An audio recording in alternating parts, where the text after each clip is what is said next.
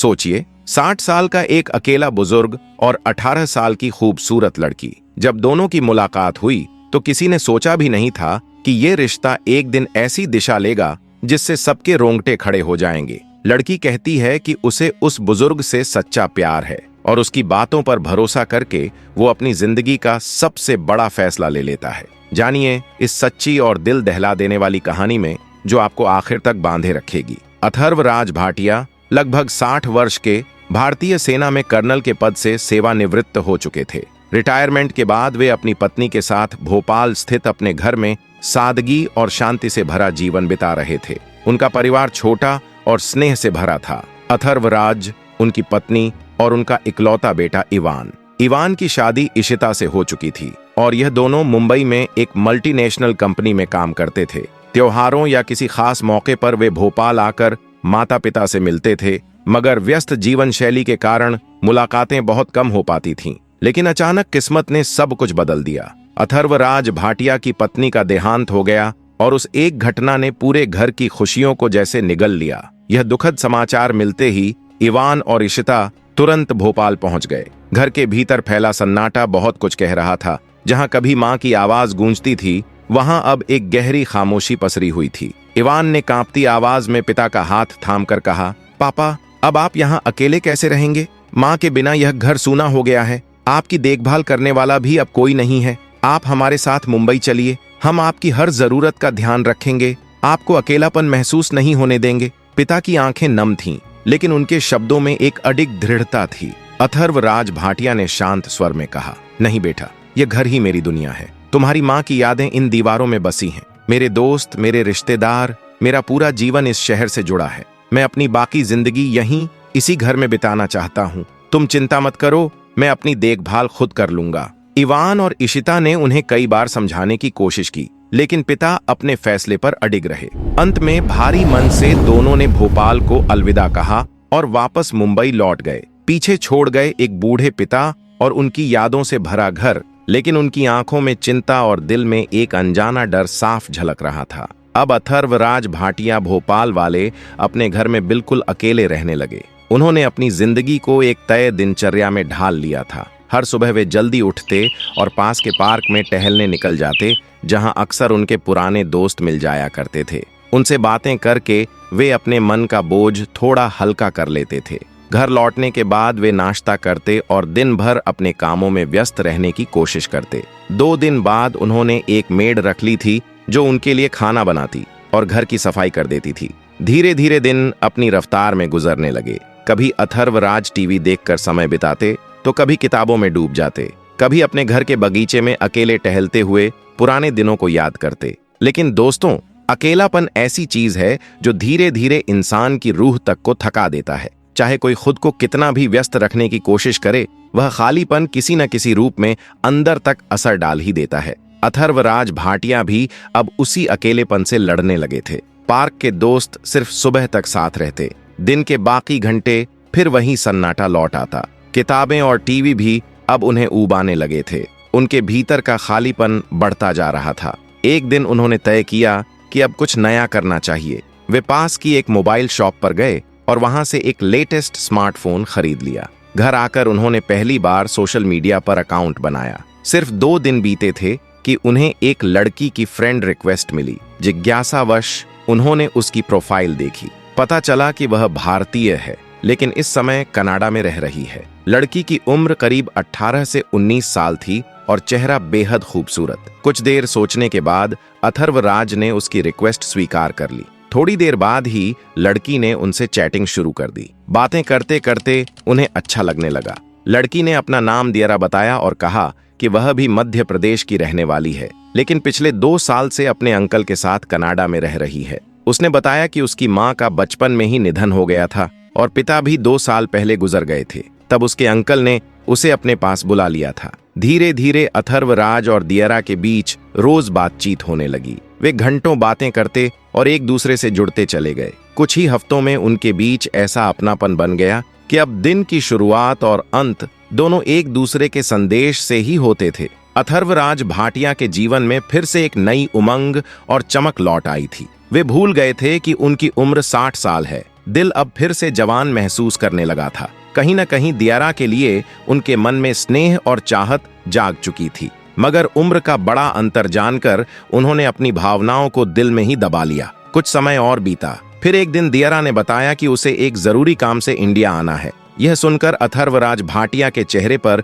वह खुशी लौट आई जो बहुत समय से गायब थी। उत्साह से भरे अथर्वराज भाटिया ने मुस्कुराते हुए कहा, दियारा, जब भी तुम इंडिया आओ तो मुझसे जरूर मिलना। इस पर दियारा ने हल्की मुस्कान के साथ जवाब दिया, ऐसा कैसे हो सकता है कि मैं इंडिया आऊं और आपसे न मिलूं?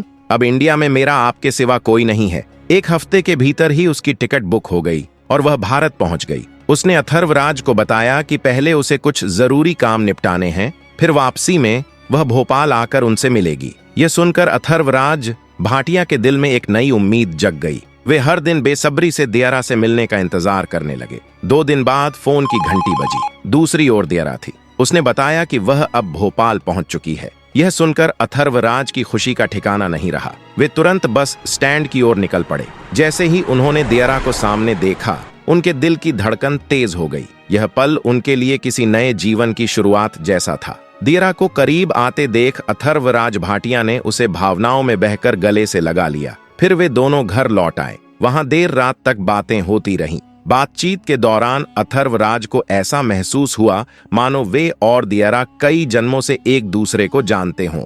रात के खाने के बाद जब माहौल थोड़ा शांत हुआ तो अथर्वराज अपने मन की बात और नहीं रोक पाए। उन्होंने गहरी सांस लेकर कहा, दियारा, मुझे नहीं पता जो मैं कहने जा रहा हूं वह सही है या गलत, लेकिन अब इसे अपने दिल में दबाकर नहीं रख सकता। तुम्हें इसे स्वीकार करने या ठुकराने का पूरा अधिकार है। अगर तुम मना भी कर दो तो भी हमारी दोस्ती हमेशा बनी रहेगी। दियारा ने हल्की मुस्कान के साथ कहा, आप चिंता मत कीजिए, मैं आपकी दोस्त हूं और हमेशा रहूंगी। इतना सुनकर अथर्वराज भाटिया ने हिम्मत जुटाई और बोले, दियारा, मुझे तुम बेहद अच्छी लगती हो। शायद मैं तुमसे प्यार करने लगा हूं और अब तुम्हारे बिना रहना मुश्किल है। हाँ, मेरी उम्र 60 साल है और तुम्हारी सिर्फ 18, मगर प्यार उम्र देखकर नहीं होता। ये सुनते ही दियारा की आंखें भर आईं।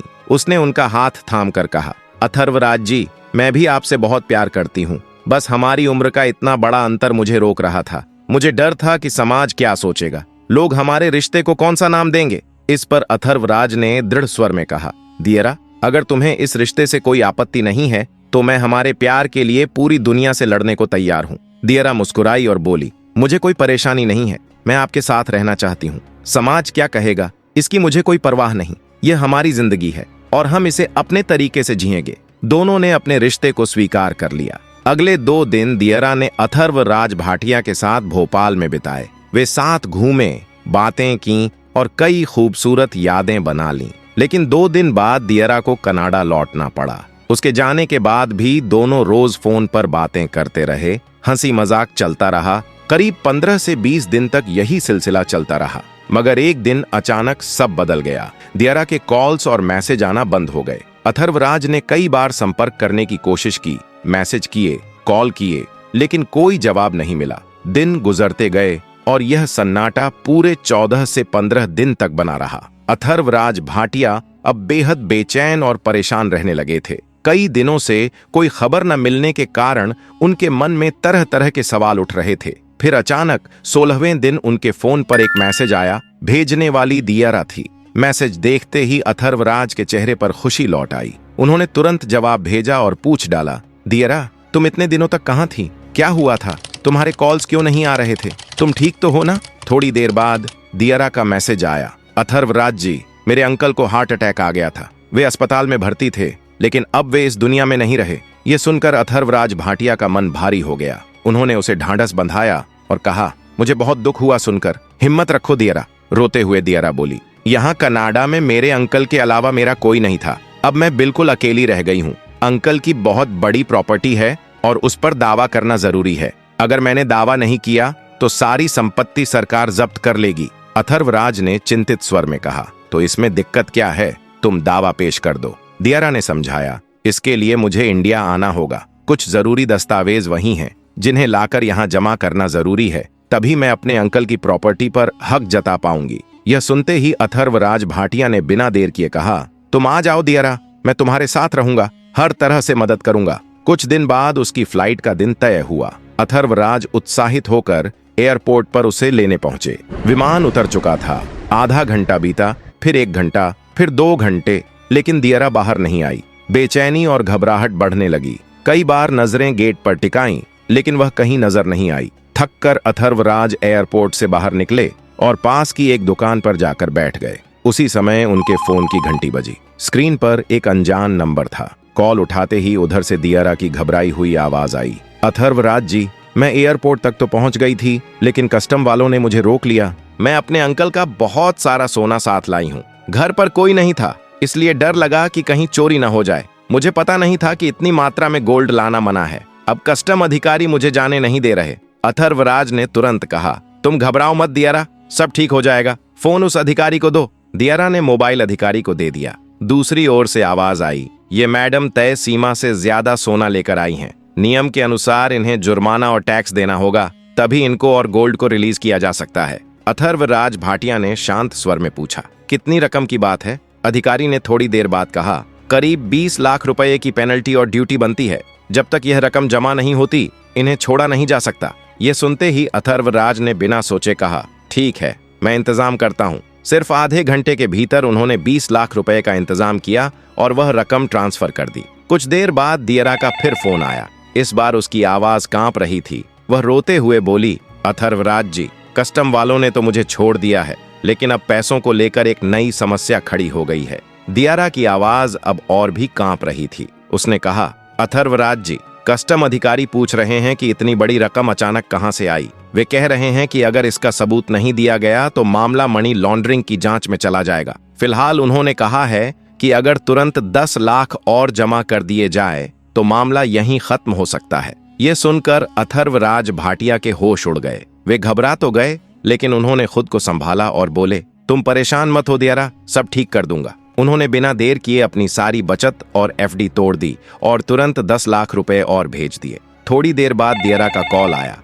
उसकी आवाज अब भी कांप रही थी, लेकिन उसमें राहत झलक रही थी। अथर्वराज जी, उन्होंने मुझे छोड़ दिया है। एयरपोर्ट से बाहर आते ही दियरा दौड़कर अथर्वराज के गले लग गई और फूट फूट कर रोने लगी। उन्होंने उसके सिर पर हाथ फेरते हुए कहा, डर मत, जब तक मैं हूं तुम्हें कुछ नहीं होगा। इसके बाद दोनों भोपाल लौट आए। घर पहुंचने के बाद दियरा कुछ दिनों तक अथर्वराज भाटिया के घर ही रुकी। इन दिनों में दोनों के बीच की नजदीकियां और समझ पहले से कहीं गहरी हो गईं। दोनों साथ बैठते, बातें करते और एक दूसरे की संगति में समय का पता ही नहीं चलता था। एक शाम जब वे पार्क की बेंच पर बैठे थे, अथर्वराज ने गहरी सांस लेकर कहा, दियरा, मेरी जिंदगी का एक लंबा हिस्सा बीत चुका है। अब मैं चाहता हूं कि जो वक्त बचा है वो तुम्हारे साथ गुजारूं। क्या तुम मुझसे शादी करोगी? दियरा कुछ पल चुप रही, फिर धीरे धीरे उनकी आंखों में देखा और मुस्कुराकर बोली, अथर्वराज जी, अगर आप सचमुच मुझे अपनी जीवन संगिनी बनाना चाहते हैं तो मैं भी तैयार हूँ। मैं भी आपके साथ रहना चाहती हूँ।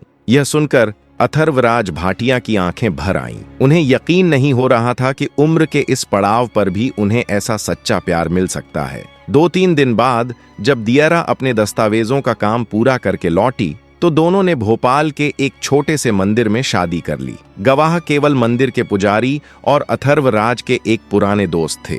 फिर भी अथर्वराज के लिए यह दिन उनकी पूरी जिंदगी का सबसे बड़ा और सबसे भावनात्मक पल था। शादी के 2 दिन बाद दियरा ने गंभीर स्वर में कहा, अथर्वराज जी, मेरे अंकल के घर कनाडा में कुछ जरूरी फाइलें और दस्तावेज रखे हैं। अगर उन्हें लेकर नहीं गई तो मेरा काम अधूरा रह जाएगा। मैं वादा करती हूँ 2-3 दिन में लौट आऊंगी और फिर हमेशा आपके साथ यहीं रहूंगी। अथर्वराज ने उसकी आंखों में देखते हुए कहा, ठीक है दियरा, लेकिन जल्दी लौट आना। तुम्हारे बिना यह घर खाली खाली लगता है। दियरा ने मुस्कुराते हुए जवाब दिया, मैं जल्द लौटूंगी और फिर हम दोनों हमेशा साथ रहेंगे। अगले ही दिन दियरा कनाडा के लिए रवाना हो गई, लेकिन जैसे ही वह वहां पहुंची, अचानक उसके सभी सोशल मीडिया अकाउंट्स बंद हो गए। उसका फोन भी स्विच ऑफ हो गया। अथर्वराज भाटिया बार बार कॉल करते, मैसेज भेजते, लेकिन कोई जवाब नहीं मिला। दिन बीतते गए, 1 महीना, फिर दूसरा और फिर 4 महीने गुजर गए। हर सुबह वे इस उम्मीद से उठते कि शायद आज दियरा का कोई संदेश आएगा,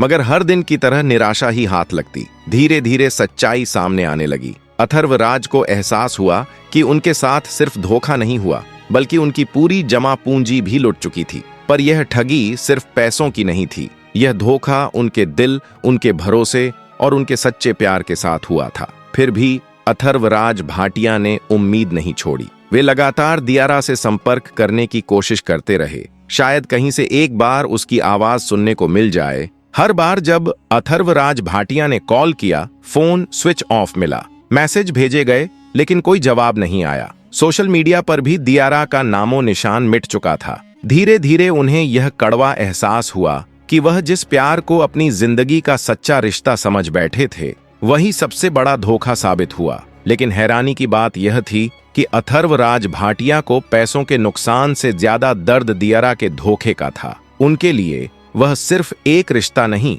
बल्कि भावनाओं का सबसे गहरा जुड़ाव था। उन्होंने उसे पूरे दिल से अपनाया था, अपनी जिंदगी का हिस्सा बना लिया था, और उसी ने उनके दिल में जख्म छोड़ दिए। इन ख्यालों ने उन्हें अंदर तक तोड़ दिया। वे चुपचाप अपने कमरे में चले गए और खुद को वहीं बंद कर लिया। कई दिनों तक जब अथर्वराज का बेटा उनसे संपर्क नहीं कर पाया, तो बेचैन होकर मुंबई से भोपाल पहुंच गया। उसने देखा कि घर में सन्नाटा पसरा है। पिता से बात की तो कांपती आवाज में अथर्वराज भाटिया ने पूरी कहानी सुनाई, कैसे उन्होंने प्यार में सब कुछ खो दिया। बेटा यह सब सुनकर सन्न रह गया। उसने तुरंत कहा, पापा हमें पुलिस में रिपोर्ट करनी चाहिए। लेकिन अथर्वराज ने सिर हिलाते हुए कहा, बेटा पैसा गया तो कोई बात नहीं, लेकिन जिसे मैंने दिल से चाहा, जिस पर भरोसा किया, उसी ने मुझे तोड़ दिया। अब पुलिस केस करने से क्या मिलेगा? जो खो गया वो वापस नहीं आएगा। बेटे ने बहुत समझाया, लेकिन जब पिता नहीं माने तो वह अकेले ही थाने गया और शिकायत दर्ज कराई। कुछ घंटे बाद पुलिस टीम अथर्वराज भाटिया के घर पहुंची।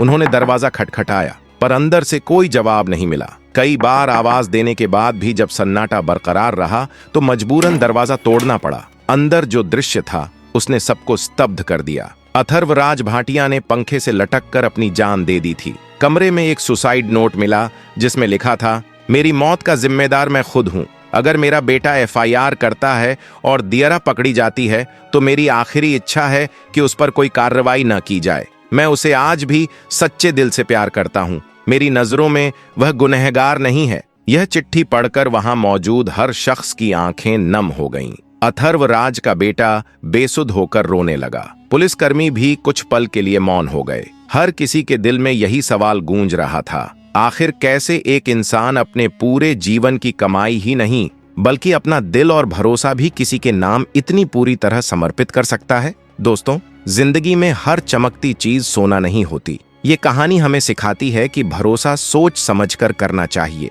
क्योंकि एक गलत फैसला पूरी जिंदगी बदल सकता है। अगर आपको ये कहानी पसंद आई हो तो वीडियो को लाइक जरूर करें, इसे अपने दोस्तों और परिवार के साथ शेयर करें। और अगर आप ऐसी ही सच्ची, सोचने पर मजबूर करने वाली कहानियां सुनना चाहते हैं तो हमारे चैनल को सब्सक्राइब करें। धन्यवाद।